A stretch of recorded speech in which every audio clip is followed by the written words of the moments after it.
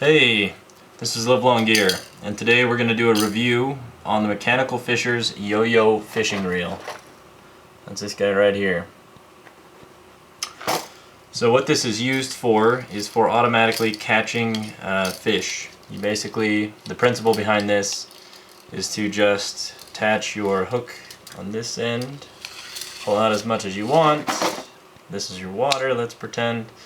And the dollar bill is the fish. The fish bites it, and all of a sudden it automatically reels in. So I'm going to show you how it does that, and I'm going to talk about the key points you need to know with this, the important things, and I'm going to talk about some of the good features and some of the features that I might change on this. So let's jump right into it. The price point for this guy, for a pack of 12 like this, is about 25 bucks off of Amazon. You know, there are at least two different brands. I've seen White's White's yo-yo fishing reels as well. I just happened to buy this guy. It had a little bit better reviews on Amazon, so I picked it up. Here's the information on the back, just so you know, so you guys can find this. Ooh, that's shiny, isn't it? There we go. Bam. So it's got little illustrations on the back, you know, it says you can use it in boats, docks, jug fishing, ice fishing, all of that good stuff. Let's start at one side and see. Of course, if you're interested in reading that, you can probably pause it. If I don't shake too much. Alright, sweet, now you've looked at everything. Here's your box of them as well. I'll just leave that open for the video. Also, there are tying this big mess right here. Sure if I untangled it. There's a little hole right here by my index finger. You just run it through there if you want to, and I do see the point in doing that. If you're going to be over water, it's good just to add one of these loops. Use one of this piece of nylon here and make a loop around that and keep it on you so you don't drop it in the water or anything like that when you're out getting ready to use it. Alright, so the first thing I'm going to talk about with this is, I talked about the price. You can find it on Amazon, you can find it at Cabela's. There's a lot of individual sellers that have this product. For the 24, or it's 25 bucks, 24 bucks, whatever, for the 12 pack, and it's about 18 for a 6 pack. The key point to this one over the other ones is that the spring in this is made from stainless steel. Stainless steel is amazing stuff because, of course, it doesn't rust. So when you're putting stuff in water, that's kind of handy, keeping it around water. You know, and again, if you get one of the ones that does rust, no big deal. This review will work for those ones as well. They're not inferior or anything like that. Oftentimes they might be made with a stronger spring or something like that. But all you need to do is put like WD-40 on them or something that will keep the water, Cosmoline if you got gun oil, you know, any of that stuff, help keep the moisture off of the spring in the reel. So let's see, I will show you how to set it. When you're pulling it out, and this is just your standard tension right here, I'm also going to show you how to increase and decrease the tension on this reel. And I'm going to talk about some of the key points that you need to know when it comes to setting it and the different types of places and some of the things you should be aware of when you're using it. So there's two indentations here on this metal ring here. There's one here, try to get the right light angle, and there's one down here. Now, one of them, this one, is deeper. This is a deeper cut. This is a lighter cut. So why am I showing you this? That's a fine question. I'm glad you've asked. So the reason I'm showing you is because the deeper cut obviously is going to be harder to pull off. So, you know, you set it around your tree or whatever, you can, whatever the case, you take your string, you wrap it around here, whatever, and the fish pulls. It's going to be easier to pull in the lighter one, and it's going to be harder to pull off of the deeper cut. And that's how that works. There is an exception to that. If you don't pull out line, you'll notice that it prohibits the hook, the setting device. Let me pull it all the way around once there. It prohibits it from going all the way into the reel. So you see how there's actual line, and I'll show you the other one because some of you guys are going to be like, oh, that's where it's attached.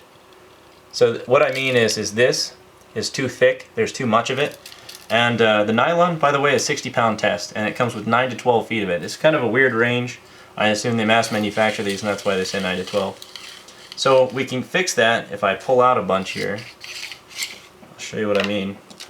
I'm not going to measure it or anything crazy. Alright, now there's a lot more tension on that spring, right? So now that I've set it, Oh, here, we'll use the other one. The other one's a little easier to see, the deep one. Alright, now you'll see that this metal piece is all the way to the bottom. It's all the way down here because the line is no longer preventing it from going in there. That's a key thing because when I first picked this up, I looked at it and I was playing with it and I went, wow, this is kind of crap. The hook hardly sets in there. But it doesn't. That was just my mistake. And then I just set the hook like a fish would, and I'm trying to release it slowly. Now, the last thing I'm going to show you about this, very important piece. The spring with full tension like it has now, or with the tension it has now, I can't actually pull out all of the nylon. So if I need more, that's not going to work, is it? No, it's not.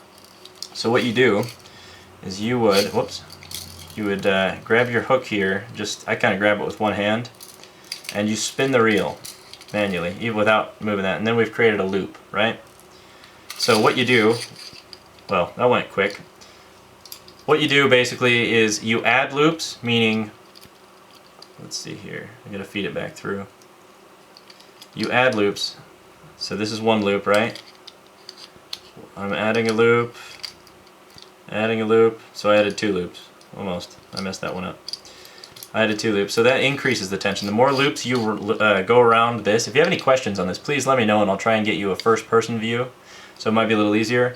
But yeah, so basically, this is outside the reel. I'm just going to keep adding the string inside the reel to the reel itself, and then all of a sudden, oops, see, the tension's back.